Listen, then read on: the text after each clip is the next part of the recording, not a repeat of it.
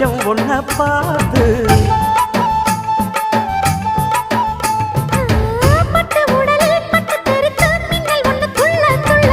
வெக்கம் துடிக்க விளக்கணைக்க ஜன்னல் கண்ணை மூடிக்கொள்ள 10 நாள் கழிச்சு தாண்டி கதவை திறக்கணும்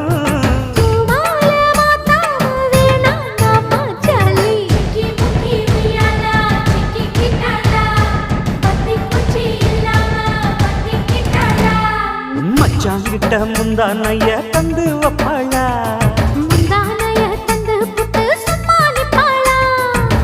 பல நாள் பசி இருக்கு விருந்து வப்பாளா